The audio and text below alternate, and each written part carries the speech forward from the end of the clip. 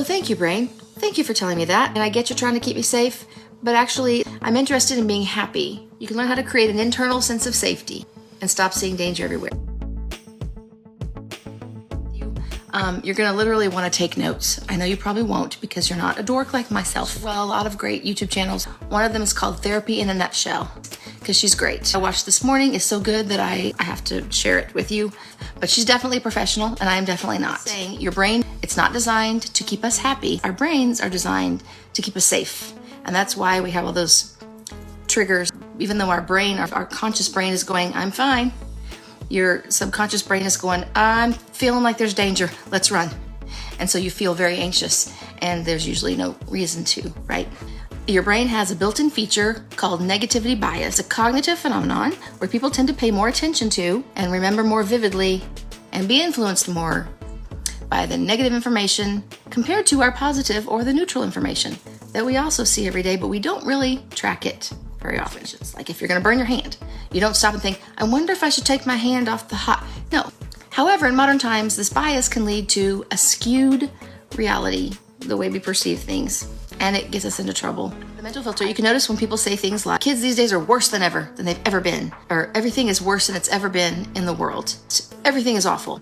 People have literally been saying these things since Aristotle, or nobody likes me. The news focuses on the sensational stories because they know about this negative bias in our minds, which by the way is unconscious. So it's really not fair. Everything seems fine in these 10,000 cities. No, because our brain is, what's the danger? Where's the dangerous one? It's the one that says there's flooding. Our media consumption feeds our negativity bias. I'm not saying news is not important, but they profit off of our negativity bias. They're not stupid. Most of us don't notice it. And that's how a bias works. If you believe that every single aspect of the world today is worse than in the past, may I remind you about polio and smallpox, people dying from tooth infections, no dentists, no antibiotics. It hits home to me because I just got my tooth pulled because I apparently had an infection. It was to the nerve and that's worse. The entire world is worse. It's not. It's your negativity bias. It's like, I want to keep you safe though, so you need to know about all these dangers. But we don't.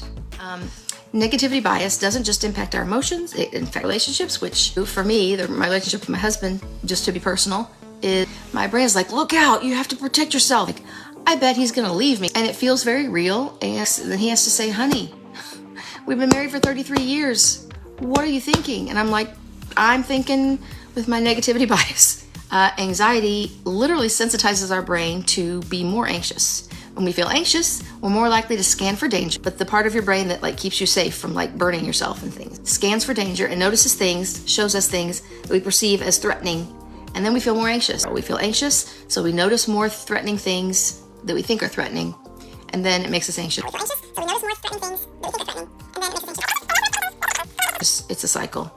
So we have to be aware of this mental filter if we want to manage our anxiety. So I've been working on that for a long time because we literally won't consciously remember the positive thing that happened because our subconscious is mentally filtering this stuff, trying to protect us. You have to take intentional action. So what we're doing to see the positive. We believe this filtered perspective. It works a little, it'll keep you alive, but it makes you miserable a lot. It can be hard to break the cycle, but we can. Here's how. First thing we need to do is learn to notice our patterns. By definition, we don't notice our own biases. You'll probably need to ask the people around you or a therapist for insight on this.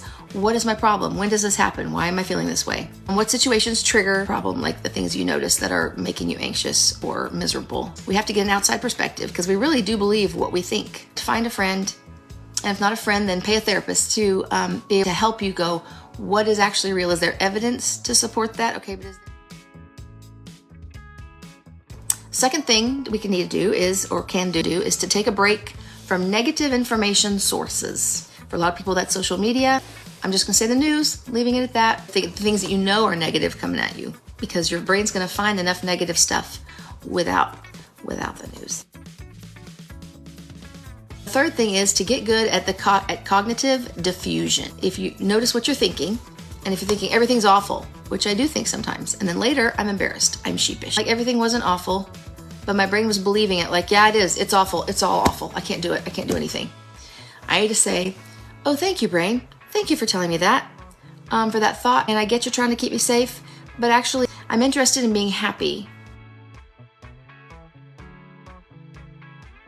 You just scan for other information. What's some more information besides just you think the worst is going to happen? You can observe your thoughts without judgment. You can question the validity of your thoughts. What? I'm going to not believe that. Ask yourself, am I focusing on a negative aspect of this and ignoring the positive?